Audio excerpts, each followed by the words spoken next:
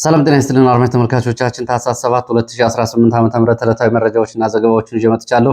መረጃና ዘገባዎችን እየተከታተላችሁ አብራችሁ እንድትቆዩ ነው በአክብሮት የምጋብዛችሁ። በዚህ ሰዓት በተለያዩ አካባቢዎች ከባድ ውጊያዎች እየተደረጉ ነው። ፋኖ ከተሞችን መቆጣጠሩን የሚገልጹ መረጃዎችም እየወጡ ነው የሚገኙት። በዚህ ውጊያ እንደዚሁ የብልጽግና ባለስልጣናትም እንደዚሁ ስለመገደላቸው የሚገልጹ መረጃዎችን ይዣለሁ። በዚህ በማለዳ ከተሰሙ መረጃዎች መካከል እነዚህ ተካተዋል። በሸዋ ቀጠና በተለይ በይፋት ቀጠና በአራት አቅጣጫዎች ከባድ የተባለ ጦርነት እየተደረገ ሲሆን ለዚህም በርካታ ኃይል መንቀሳቀሱን የሚገልጹ መረጃዎች አሉ። ይህንን ተከትሎ ፋኖም ከተሞቹንና ዋናውን አውራ መንገድ ከበባ ውስጥና ቆረጣ ውስጥ ማስገባቱን የሚገልጽ መረጃ፣ እንደዚሁ ደግሞ ፋኖ ወደ ከተማ ዘልቆ መግባት በፈጸመው ጥቃት እንደዚሁ ጉዳቶች ደርሰዋል። የመንግስት ኃይል አድማ ብተና፣ መከላከያና ሚሊሻ ወደ ተራራማ ስፍራዎች በመውጣት በከባድ መሳሪያ ድብደባዎችን እያደረገ መሆኑን የሚገልጹ መረጃዎችንም እንደዚሁ ይዣለሁ። እየተከታተላችሁ አብራችሁ እንድትቆዩ ነው በአክብሮት የምጋብዛችሁ። ወትሮም እንደዚሁ እረፍት የሌለው በአምባሰል ተራሮች አካባቢም እንደዚሁ አዳዲስ መረጃዎችን ወደ እናንተ የማደርስ ይሆናል። እየተከታተላችሁ አብራችሁ እንድትቆዩ ነው በአክብሮት የምጋብዛችሁ። እንግዲህ አብራችሁን ስትቆዩ እነዚህና ሌሎች ፖለቲካዊ መረጃዎችንም ጭምር ተካተው ትሰማላችሁ። በዚህ ወደ መረጃዎቹ ከመሄዴ በፊት ትላንትና በተላለፈ ፕሮግራም ላይ ማስተካከያ መስጠትን እንደዚሁ አስፈላጊ ነው ስለተገኘ እሱን ማስተካከያ እንድትከታተሉ በአክብሮት ጠይቃለሁ። በትላንቱ ቃለ መጠይቅ ፋኖ ዮሐንስ ንጉሱ ጋር በተደረገ ቃለ መጠይቅ የኃላፊነትና የድርጅት ስያሜ ስህተቶች በቴክኒክ መፈጠራቸውን እንደዚሁ አስተያየቶች ላይ ተመልክቻለሁ። ቃለ መጠይቅ ሲደረግ ፋኖ ዮሐንስ ንጉሱ የአማራ ፋኖ ብሔራዊ ኃይል ሰሜን አማራ በላይዝ ቀጠና ቃል አቀባይ በማለት ፈንታ በቀድሞው የፋኖ ዮሐንስ ንጉሱ የጎንደር አንድነት ቃል አቀባይ የሚል አጠቃቀም ነው በጽሁፍ ላይ የሄደው።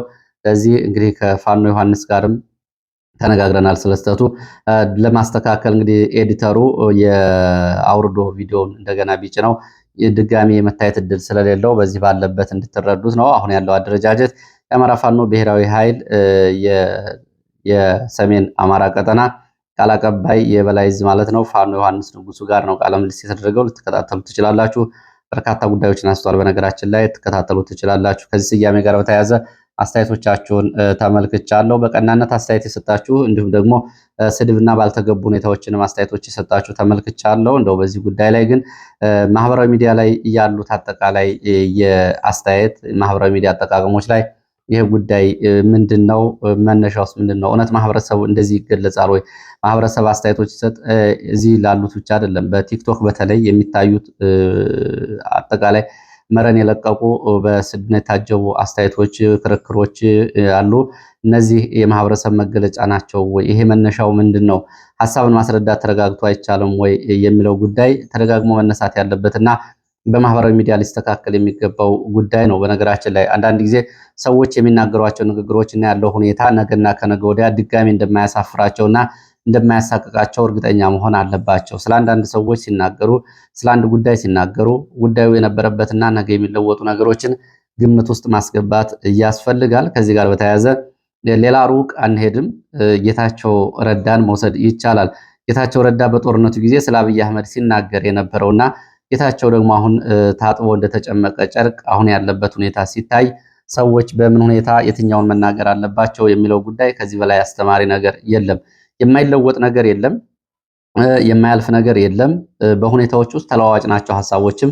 ስለዚህ በዚህ መሃል ላይ ዝም ብሎ ትዝብት ውስጥ ሀገርንም ራስንም ነገ ልጆችና ማህበረሰብንም የሚያሳፍሩ ንግግሮችን መናገርና ነገ ከበኋላ ራስን ደግሞ ሁኔታው አልፎ ሲያዩት ወቀሳ ውስጥ የሚጥሉ ነገሮችን መናገር እንደዚህ እንግዲህ አሁን ይህንን ሊያመጣ እንደሚችል ከጌታቸው ትምህርት ሊወሰድ ይገባል። ብዙ ሰዎች ለሚናገሩት ነገር ኃላፊነት አይወስዱም። ነገና ከነገ ወዲያም እንደዚሁ በዚሁ ሲያፍሩና ሲሸማቀቁ ይታያል። ወይ ደግሞ ያንን ይቅርታ ላለመጠየቅና ኃላፊነት ላለመውሰድ ብዙ ጊዜ በዚሁ ሲገፉ ይታያሉ። ጌታቸው አብይ አህመድን እንግዲህ ከፍጡር በታች አድርጎ ሲገልጸው ነበረ። አሁን ደግሞ ጌታቸው ረዳ አብይ አህመድን ከፍጡር በላይ ሁሉ አድርጎ የፍጡር ሁሉ አዋቂ አድርጎ ለመግለጽ የሄደበት መንገድ ምን ያክል ትዝብት ውስጥ እንደጣለው ብዙ ሰዎች ይተገነዘባሉ። ከፋኖ ትግል አንጻርም እንደዚሁ የአንዱ ደጋፊ የአንዱ ተቃዋሚ በመሆን ብዙዎቹ በዚህ ልክ በሚገለጽ ደረጃ አሳፋሪ ነገሮችን ንግግሮችን ሲያደርጉ ታይተዋል። አሁን ፋኖ ወደ አንድ መምጣቱ አይቀርም። ከዛ በኋላም እንግዲህ ያው ምንድነው የሚሆነው? ትላንት ለተናገሩን ነገር ያ ጉዳይ እየተከተለ እነሱም በሁኔታዎች ውስጥ ያሰቃያቸው ይኖራልና እንደዚህ አስተያየቶችን ይሄ ከኢሃፓም የሁለትዮሽ ቡድን ከኢሰፓም የነበረው ጉዳይ በጋዜጣ በመጽሐፍ የነበረው መወነጃጀል አሁን ደግሞ በእነዚህ ዲጂታል ሚዲያዎች ላይ እየታየ ነው ያለው። ሰዎች እንግዲህ ህሊናን መዳኘትና ህሊናን መቆጣጠር ለነገም ለራስም የሚጠቅም ይሆናል። በፌክ አካውንት መጽሐፍ፣ በሐሰተኛ ስሞች ማሰራጨት ቀላል ጉዳይ ነው። ግን ያንን ህሊና ፈቅዶ ነው ወይ የሚለውን እንደዚሁ በዚሁ ብናየው የማህበራዊ ሚዲያ አጠቃቀም በተለይ ቲክቶክ ላይ ማታ ማታ ራሳቸውን ደብቀው በተለያየ መንገድ እንዲሁ ደግሞ ሐሰተኛ መረጃዎችን ማሰራጨት፣ በመወንጀል በመስደብ የአንድነቶችን የህዝብን መስተጋብር ሃይማኖታዊ፣ ፖለቲካዊ ጉዳዮችን የሚበጠብጡ ሰዎች አሉ። እንደው ይሄም ቢስተካከል የሚለውን ለማለት ነው። ሰዎች ቀና ሆኖ ቀና አስተያየት ሰጡ፣ አስተያየት ተቀባዮቹ እንትናሉ። በከዛ ውጭ ግን የሚስተካከል ነገር የለም። ወደ መረጃዎቹ ነው የምሄደው። ወደ መረጃዎቹ ሲሄድ ዋዜማ ሬዲዮ አንድ ዘገባ ይዞ ወጥቷል። ዋዜማ ሬዲዮ ይዞት የወጣው ዘገባ ባለፈው ዓመት መንግስትን በተለይ ብልጽግናን ያንቀጠቀጠ የነበረው የሐኪሞች የጤና ባለሙያዎች ጥያቄ ነው። ዛሬ የጤና ባለሙያዎች አድማ መጥራታቸውን ነው ዋዜማ ሬዲዮ ዘገባ ይዞ የወጣው። ባለፈው ዓመት በነበረው ጥያቄ ጥቅማ ጥቅሞቻችንና መብቶቻችን አልተከበሩም በሚል በማህበራዊ ሚዲያ ያስተባብር የነበረው ቡድን አሁን ከታህሳስ 6 ጀምሮ በጤና ባለሙያዎች የስራ ማቆም አድማ እንዲያደርጉ ጥያቄያቸውና ጥቅሞቻቸው እስኪከበሩ ድረስ ይህ እንዲቀጥል ጥሪ ማቅረቡን ዋዜማ ሬዲዮ ይዞት በወጣው ዘገባ አመላክቷል። እንግዲህ ይህንን ባለፈው ዓመት የነበረውን የጤና ባለሙያዎች ጥያቄ ያስተባበረው ማህበራዊ ሚዲያ ዛሬ የስራ ማቆም አድማ ጠርቷል። የጤና ባለሙያዎች ጥያቄ ያልተመለሰም በሚል ነው ትግሉን አጠናክሮ እንደሚቀጥልና አድማውን እንደሚቀጥል ጥሪ ያቀረበው እንደ ዋዜማ ዘገባ። በዚህ ጥሪ ላይ አንዳንድ ሆስፒታሎች ላይ የሚሰሩ የጤና ባለሙያዎች የትርፍ ሰዓት ክፍያ መስተካከሉን ተከትሎ የጤና ባለሙያዎች የጠሩትን አድማ አለመቀላቀላቸውንም እንደዚሁ ዘገባው አመላክቷል። የመቀላቀል ፍላጎት የላቸውም። የመቀላቀል ፍላጎት የሌላቸው ላይ የትኛውም የመብት ጥሰት ቢደርስባቸው ኃላፊነት እንደማይወስድ ይህንን እንግዲህ አድማውን እያስተባበረ ያለው ቡድን መግለጹን እንደዚሁ ዘገባው ያሳያል። በዚህ ዘገባ ላይ እንግዲህ የጤና ባለሙያዎች እየደረሰ ያለባቸው ዛቻ በተለያዩ ክልሎችና አካባቢዎች ማስፈራሪያ፣ ዛቻ ሊቆም ይገባል ሲል አስተባባሪ ቡድኑ ጠርቷል። ይህንን በተመለከተ እንግዲህ አሁን የስራ ማቆም አድማውን ተፈጻሚነት በተመለከተ በተለያዩ ሆስፒታሎች ለማጣራት ሙከራ አድርጌ ነበር።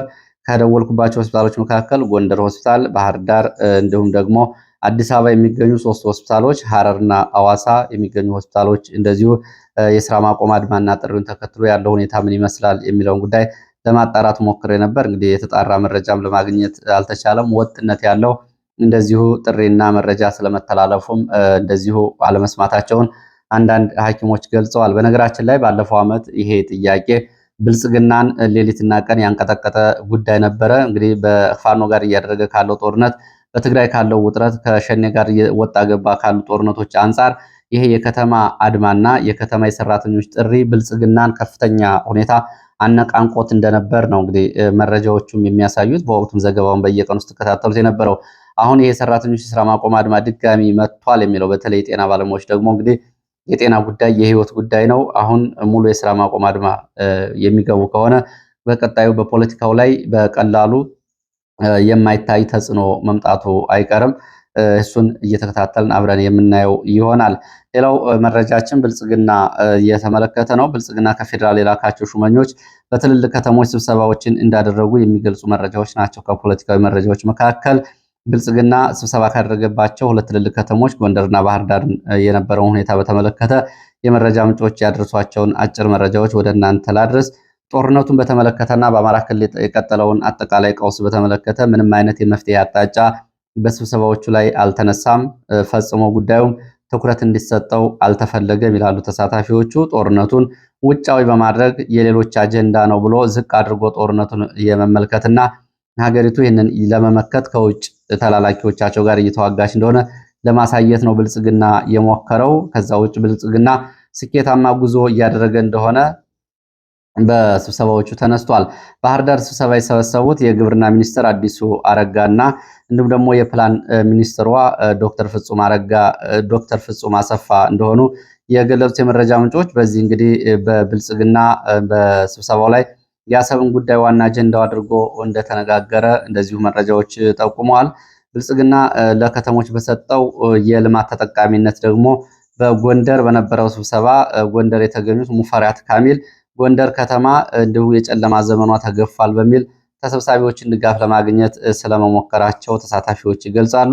የኮሪደር ልማት፣ የፋሲል ግንብ እድሳቶች በሚሉ ተደጋጋሚ ተሰብሳቢዎቹን እንደዚሁ ድጋፍ ለማግኘት ሞክረዋል ያሉት ተመሳሳይ መንገድ ነው። የብልጽግና ስብሰባዎች የተለየ ነገር የለም። አንደኛ ተሳታፊዎቹ የሚመለከታቸውን አካላት ጉዳይ አይደለም የስብሰባው ያደረገው የሃይማኖት አባቶች፣ የብልጽግና ተወካዮች እና አንዳንድ ታዋቂ ሰዎች በሚል ነው። እነዚህ ሰዎች በየትኛው ሁኔታ የብልጽግና ሀሳብ ናቸው እና አዲስ ሀሳብ እንዳይቀርብ አድርገው ይህንን ስብሰባ አድርገን ተመለስ ህዝብን አገኘን ለማለት ካልሆነ በስተቀር የሚለውጠው ነገር የለም። ጦርነትና ግጭቱን ለማስቆም ያለው ፍላጎት ፍጹም ባዶ ነው። ጦርነቱን እንደሚቀጥልና ጦርነቱን እንደ አማራጭ አድርጎ በክልል ውስጥ ጦርነት እንደሚቀጥል በዚህ ስብሰባ ላይ ቃል በቃል ባይናገሩትም ህግ ማስከበር በሚል ይህንን አጠናክረው እንደሚቀጥሉ ተናግረዋል። ሽማግሌዎች ጦርነቱን በተመለከተ ያስቁሙ የሚልና አሁንም የሽምግልና ሚናቸውን እንዲወጡና እጅ እንዲሰጡ ሽማግሌዎች እንዲያባብሉ ከተልእኮ ከመስጠቶች ስር ነቀል የሆነ አማራጭ አላሳየም ስብሰባው ሲሉ ተሳታፊዎች ይህንን አድርሰዋል። ወደ ግንባር መረጃዎች ሲሄድ ወደ ሸዋ የሚወስደን መረጃ ነው የማስከትለው።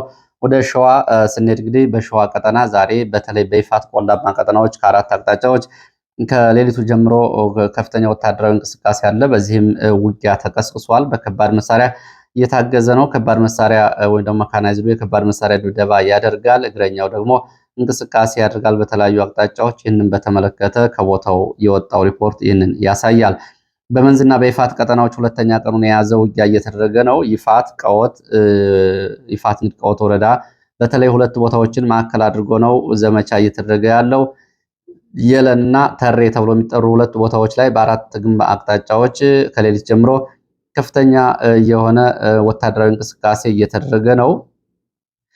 መሐሊፋትን ተሬና የለንን ቀወትን ማለት ነው ማዕከል ያደረገው ዘመቻ መከላከያ አድማ ብተናው ከአራት ግንባር እንቅስቃሴ እያደረገ ነው። ከባድ መሳሪያ ድብደባ እየተደረገ ነው። የጨበጣ ውጊያም እየተደረገ መሆኑን ከአካባቢ ወጡ መረጃዎች ያሳያሉ። ከአራት ግንባር እየተንቀሳቀሰ ነው ያሉት የመረጃ ምንጮቹ። በዚህም የከባድ መሳሪያ ድብደባ እየተደረገ ነው። ከየለን መገንጠያ ወደ ባልጭ እንደዚሁ የመድፍ ድብደባ እየተደረገ ነው። ወደ ተሬ ተራሮች ነው እየተደረገ ያለው። የማያቋርጥ የከባድ መሳሪያ ድብደባ እየተደረገ ሲሆን መካናይዝዱ የከባድ መሳሪያ ድብደባ እያደረገ እግረኛው ደግሞ በመሬት የእግረኛ እንቅስቃሴ እያደረገ የለና ተሬ ተራሮች እየተጠጋ ይገኛል። ተሬ ወንዝ ጅረት ተብሎ የሚጠራው አካባቢ ሸለቆ የደፈጣና የጨበጣ ውጊያ ተደርጓል። ቀድሞ ከገባ የመንግስት የእግረኛ ሰራዊት ጋር ፋኖ ባደረገው የጨበጣ ውጊያ እንደዚሁ ጉዳት ደርሷል። የጉዳቱ መጠን አልታወቀም። ዘመቻው በተመለከተ እንግዲህ የቀውስ ሰንሰለታማ ተራሮች የለንና ተሬን ለመቆጣጠርና በዚህ አካባቢ የፋኖ ይዞታዎችን እንደዚሁ ለመያዝ በሚል ነው እንግዲህ መከላከያ አድማ ብተናና ሚሊሻ ከአራት አቅጣጫ እንቅስቃሴ እያደረገ ያለው። አንደኛው ከመንዝ ሞላሌ መገንጠያ ባሽ ከተማ ተብላ በምትጠራው ወደ የለንና ተሬ ተራሮች ወደ ከተራራማው ወደ ታች እንዲሁም ደግሞ ከደብረ ብርሃን ጣርማበር ደብረ ሲና ወደ መዘዞ ከተማ ከመዘዞ ወደ የለንና ተሬ ተራሮች። ሶስተኛው ከሸዋሮቢት በባልጭ መገንጠያ በኩል ወደ ቀወት የለን እና ተሬ ተራሮች ያነጣጠረ ሲሆን አራተኛው ከሸዋሮቢት በትይዩ ወደ የለን እና ተሬ እንደዚሁ ሰሜናዊ አቅጣጫ እየተደረገ ያለ እንቅስቃሴ እንደሆነ የሚገልጹት የዓይን እማኞች በዚህ ውጊያ መድፍ ዙ 23 ሞርተር ዲሽቃ በብዛት መከላከያ እየተጠቀመ ነው እግረኛ ለማስገባት። ይህንን ቀድሞ ድብደባ እያደረገ ነው ያለው። እንግዲህ ዘመቻው በንጹሐን ላይ ጉዳት አድርሷል።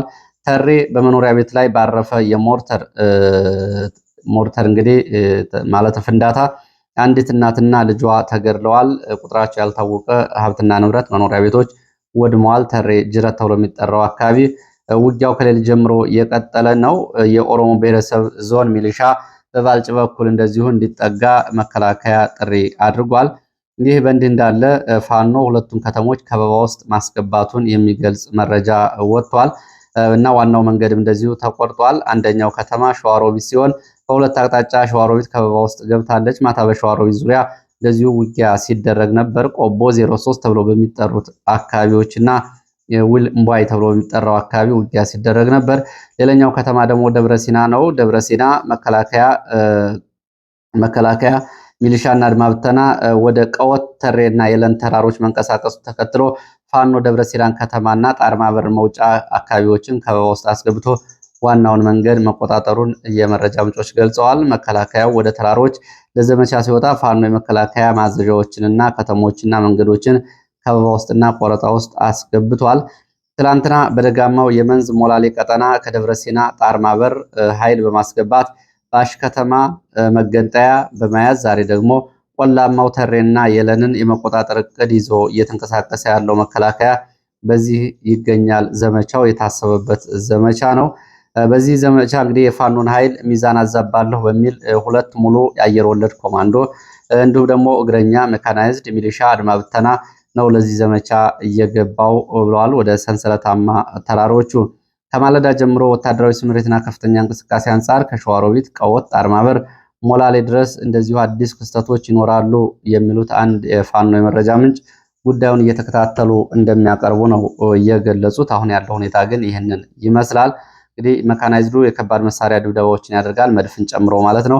እግረኛው ደግሞ ወደ የለንና ተሬ ተራሮችን ለመግባት በአራት አቅጣጫዎች እንቅስቃሴ እያደረገ ነው። ዘመቻው ከትላንት እየጀመረ ነው። ሸዋና አካባቢ ያለው ይህን ይመስላል። ወደ ጎንደር መተማ ስንሄድ በመተማ መሻህ ቀበሌ ከሁለት ቀናት በኋላ ወደ አካባቢው የገባው የመከላከያ አድማ ብተናና የሚሊሻ ሰላም አስከባሪ ኃይል ምንም ውጊያ በሌለበት ሁኔታ ላስታ ቀበሌ፣ አሻሚት ቀበሌ፣ ሞገሴ ቀበሌ፣ መሻህ እና አካባቢው ከተሞች ላይ በህዝብ ላይ የጦር ወንጀል እየፈጸመ ይገኛል። ከሁለት ቀናት በፊት በነበረው ውጊያ ከባድ ጉዳት ያስተናገደው 504ኛ ኮር ህዝቡ የፋኖ ደጋፊ ነው በሚል ነው ይህንን እንደዚሁ ማንገላታት፣ ድብደባ፣ ኢሰብአዊ ድርጊቶች እየፈጸሙ ያሉት።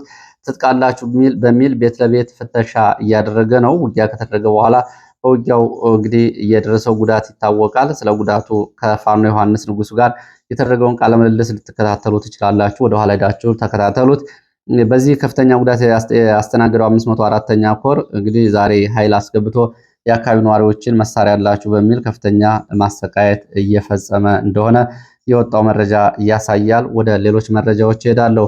ወደ ሌሎች መረጃዎች ሲሄድ ወደ ምዕራብ ወሎ የሚወስዱ መረጃዎች ነው። ደቡብ ወሎ በምዕራብ ወሎ እና በአምባሰል ቀጠናዎች ያለው ሁኔታ ምዕራብ ወሎ በለጋምቦ ወረዳ ቡሶ በተባለ ቦታ በተፈጸመ ድንገተኛ የደፈጣ ጥቃት በፓትሮል ላይ የነበሩ የአድማ ብተና አባላትና አዛዣቸው ላይ ጉዳት ደርሶባቸዋል። ወደ ቡሶ ጊዮርጊስ ለአሰሳና ቅኝት ዘመቻ እንቅስቃሴ ላይ የነበሩ የአድማ ብተና አባላት ናቸው በድንገተኛ የቦምብ ፍንዳታ ጉዳት እየደረሰባቸው። እንደ መረጃ ምንጮቹ በጥቃቱ ሙትና ቁስለኛ የሆነው መጠኑ አይታወቅም። ነገር ግን በጥቃቱ የዘመቻ አዛዥ ጭምር እንደነበርና ጉዳት እንዳስተናገደ የመረጃ ምንጮች ገልጸዋል። ጥቃቱ የተፈጸመው ረፋድ ላይ ታህሳስ 6 2018 ዓ.ም ምዕራብ ወሎ ለጋምቦ ወረዳ ቡሶ ጊዮርጊስ ተብሎ የሚጠራ ቦታ ነው። በዚሁ ወደ አምባሰል ቀጠናዎች ስንሄድ በአምባሰል በተለያዩ ቦታዎች ውጊያና የደፈጣ ጥቃቶች ተፈጽመዋል። የተለያየን ወንዝ፣ ጅብ ጎዶ፣ ግሸን፣ አባላ ተብሎ በሚጠሩ አካባቢዎች ነው ውጊያዎችና የደፈጣ ጥቃቶች የተፈጸሙት። ጅብ ጉዶ ወደ አባላ እና ወደ ግሸን ሲንቀሳቀስ በነበረ የመንግስት ኃይል ላይ አባላ ተብሎ በሚጠራው ቦታ ላይ ድንገተኛ የከበባ ጥቃት ተፈጽሟል። ተለያየን ወንዝ መውጫ እንደዚሁ ጫፍ ከመከላከያ ጋር ለሰዓታት የቆየ ውጊያ ተደርጓል። አባላ፣ ጅብ ጉዶ፣ ተለያየን ሶስቱም ቦታዎች ላይ በነበሩት የደፈጣ የከበባና መደበኛ ውጊያዎች የደረሰው ጥቃት በውል አልታወቀም። በአሃዛዊ መረጃ መከላከያ በተለይ ግሸን ማርያምና ግሸን ገዳም አካባቢ ለወራት ካምፕ አድርጎ መቀመጡ በቤተክርስቲያኑና በገዳሙ ላይ ከፍተኛ የህልውና ስጋት መደቀኑን እንደዚሁ መረጃዎቹ ገልጸዋል። ለ2 ዓመት እና ከዛ በላይ ያለማቋረጥ ውጊያ እየተደረገበት ባለው በዚህ ቀጠና እንግዲህ እስካሁን ድረስ በቤተክርስቲያንና በገዳማት ላይ ጉልህ የሆነ ጉዳት ባይደርስም አሁን ግን አልፎ አልፎ የሞርተርና የከባድ መሳሪያ ድብደባዎቹ እንደዚሁ ከፍተኛ ስጋት ላይ ጥለዋል ቤተክርስቲያኑና ገዳሙን። ይህ ቦታ እንግዲህ ዳግማዊት ኢየሩሳሌም እየተባለ የሚጠራውና በርካታ የኦርቶዶክስ እምነት ተከታዮች እንደ ቅዱስ ቦታዎች ከሚቆጥሯቸው ቦታዎች አንዱና ቀዳሚው ነው። ትላንትና ዘሃ አባላ ተራሮች ላይ በዙ 23 ድብደባ ተደርጓል። ይህ ድብደባ ወደ ቤተክርስቲያኑ አቅራቢያም ጭምር ነበረ። ቀድሞ ደሴ ወገል ጤና መንገድን የዘጋው ፋኖ ከሰዓት በኋላ ይህንን መንገድ ለማስለቀቅ መከላከያ ከሐይቅና ከኩታበር ከደሴ ወደ አካባቢው ኃይል ማንቀሳቀሱን የመረጃ ምንጮቹ ገልጸዋል። የደረሰው ጉዳት በዝርዝር አልታወቀም። አምባሰል እና ደላንታ ወረዳዎች እንደዚሁ 2 ቦታዎች ላይ ተከታታይ የደፈጣ ጥቃቶች ተፈጽመዋል። የደፈጣ ጥቃቱ የተፈጸመው ደላንታ ወረዳ ዚሃ ተብሎ የሚጠራ ቦታ ሲሆን የጉዳት መጠኑ አልታወቀም። ከደፈጣ ጥቃቱ በኋላ መከላከያ ከአካባቢው ቁስለኞችን በመያዝ ወደ ወገል ጤና ከተማ ወጥቷል የተባለው። አምባሰል ባትሪ ተብላ በምትጠራ ተራራማ ስፍራ በተፈጸመ ጥቃት ከ11 በላይ የመከላከያ አድማ ብተናና የሚሊሻ አባላት እንደዚሁ ጉዳት ደርሶባቸዋል። በፋኖ በኩል በዚህ የደፈጣ ጥቃት የደረሰ ጉዳት የለም። ባትሪ ላይ ጥቃቱ የተፈጸመው በእጅ ቦምብና በድሽቃ እንደነበር የዓይን እማኞች ይህንን ገልጸዋል። ለሌሎች አካባቢዎች እንደዚሁ ውጥረቶች አሉ። ተጨማሪ ኃይል ወደ ደሴና ሐይቅ ወደ አምባሰል ተራሮች እንቅስቃሴ እያደረገ ነው።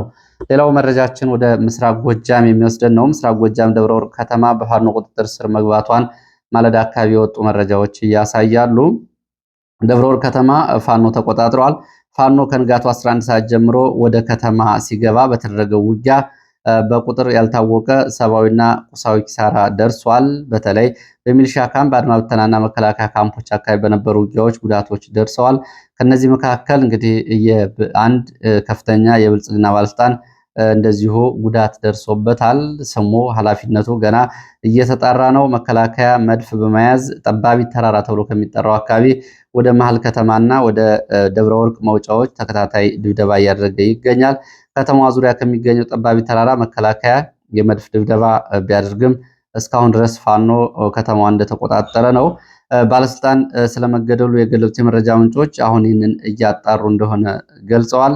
በተለይ ጠባቢት ተራራ ላይ ያለው የአዳፍኔ የመሳሪያ ድብደባ እና ከፈለገ ብርሃን በተመሳሳይ የሚደረገው የከባድ መሳሪያ ድብደባ በመኖሪያ ቤቶችና እንደዚሁ በንጹሃን ላይ ጉዳት እያደርሳል የሚል ከፍተኛ ስጋት መኖሩን የአካባቢ ዓይን እማኞች ገልጸዋል። ደብረ ወርቅ አካባቢ ያለውን መረጃ እየተከታተልኩ ወደ እናንተ የማደርስ ይሆናል። አሁን እንግዲህ ፋኖ ከተማዋን ተቆጣጥረዋል። በከተማዋ ከባድ ውጊያ እየተደረገ ነው ያለው ከሁለቱ አቅጣጫዎች ወደ ደብረ ወርቅ እንደዚሁ ተጨማሪ ኃይል እንቅስቃሴ እየተደረገ ይገኛል። ይህ እንግዲህ ከባህር ዳር ሞጣ አዲስ አበባ በሚወስደው ወደ ደጀን ሞጣ መንገድ ላይ የሚገኝ ከተማ ነው ደብረ ወርቅ። ይህን ከተማ ነው እንግዲህ ፋኖ አሁን የተቆጣጠረው። ወደ ሌሎች መረጃዎች እቀጥላለሁ። ወደ ሌሎች መረጃዎች ስቀጥል የፖለቲካዊ መረጃዎች ናቸው። እነጌታቸው ረዳ ለ2018ቱ ከ6 ወራት ወይም ደግሞ ከዛ በታች እንግዲህ በሚቀጥለው ግንቦት መጨረሻ ለሚደረገው ምርጫ እንደዚሁ እየተዘጋጁ መሆናቸውን ገልጸዋል። የፓርቲው ይህንን አስታውቋል። ህወሓት ደግሞ በትግራይ ውስጥ ምንም አይነት ምርጫ አይደረግም የሚል አቋም መውሰዱ ባለፈው ይታወቃል። የሲዳማ እንደዚሁ ፓርቲም እንደዚሁ በምርጫ እሳተፋለሁ ብሎ እንቅስቃሴ ያደረገ መሆኑን ዋዜማ ዘግባለች። እነዚህ እንግዲህ የፓርቲና የፖለቲካ መረጃዎች ናቸው። ከነዚህ ውጭ ወደ አፍሪካ ቀንድ መረጃዎች ስንሄድ የአፍሪካ ህብረት ኢትዮጵያና ኤርትራ የአልጀርሱን ስምምነት እንዲጠብቁና መተማመን እና ትብብራቸውን እንዲያሳድጉና እንዲያጠናክሩ ጥሪ አድርጓል። የህብረቱ ኮሚሽነር ሁለቱ ሀገራት ፊት ለፊት ተገናኝተው ንግግር መጀመር አለባቸው ብለዋል።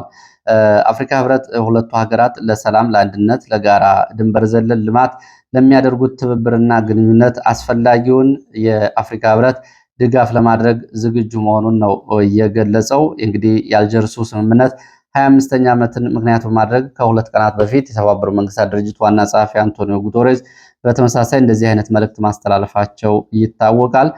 አሁን ደግሞ የአፍሪካ ህብረት እንደዚሁ ጥሪ አድርገዋል። አሁን በኢትዮጵያና በኤርትራ መካከል ከፍተኛ የሆነ ውጥረት ነው ያለው። ሌላው መረጃችን እንደዚሁ የአውሮፓ ህብረትን የተመለከተ ነው። የአውሮፓ ህብረት በአፍሪካ ቀንድ በተለይ በሶማሊያ ለተሰማራው የአሚሶም ሰላም አስከባሪ ኃይል የገንዘብ ድጋፍ ለማድረግ ፍላጎት እንዳለው ገልጿል። እንግዲህ በዚህ ቀጠና የግብፅ ጦርም ጭምር በዚህ አሚሶም ስር ተሰማርተዋል። አሁን የገንዘብ ድጋፍ አውሮፓ ህብረት አድርጋለሁ ብሏል። ሌላው ከአፍሪካ ቀንድ መረጃዎቻችን የኤርትራው ፕሬዝዳንት ኢሳያስ አፈወርቂ ከሳውዲ ንጉስ ጋር በተለያዩ የአፍሪካ ጉዳዮች ላይ መነጋገራቸውን እንደዚሁ መረጃዎች እያሳዩ ነው። ከተነጋገሩባቸው ጉዳዮች መካከል የቀይ ባህር ጉዳይ፣ የሱዳን ጉዳይ ዋና መነጋገሪያ አጀንዳቸው እንደነበር የወጡ መረጃዎች ያሳያሉ። በተለይ ከሱዳን አንጻር ሁለቱ ሀገራት በተመሳሳይ አቋም ላይ ነው የሚገኙት። ኤርትራም ሳውዲ አረቢያም የሚደግፉት የሱዳን ብሔራዊ ጦር ጀነራል አልቡራን ነው። ከዛ አንጻር በጀነራል መሐመድ ደጋሎ የሚመራው ፈጥኖ ደራሽ ኃይሉ በቀጠናው ከፍተኛ ቀውስ እየፈጠረ እንደሆነና ከተለያዩ ሀገራት የጦር መሳሪያና የመሳሪያ ድጋፍ እያደረገ ከፍተኛ ሰብአዊ መብት ጥሰቶች እየፈጸመ እንደሆነ ስለመነጋገራቸው እንግዲህ ከቀይ ባህር አንጻርም ካሁን በፊት የነበራቸውን የጓድና እንዲሁ ደግሞ ትብብራዊ ጉዳዮችን በተመለከተ መነጋገራቸውን የወጡ ዘገባዎች ያሳያሉ። ከዚህ ጋር በተያያዘ እንግዲህ ተጨማሪ መረጃዎች የሚወጡ ከሆነ እነሱን እየተከታተልኩ ወደ እናንተ አደርሳለሁ።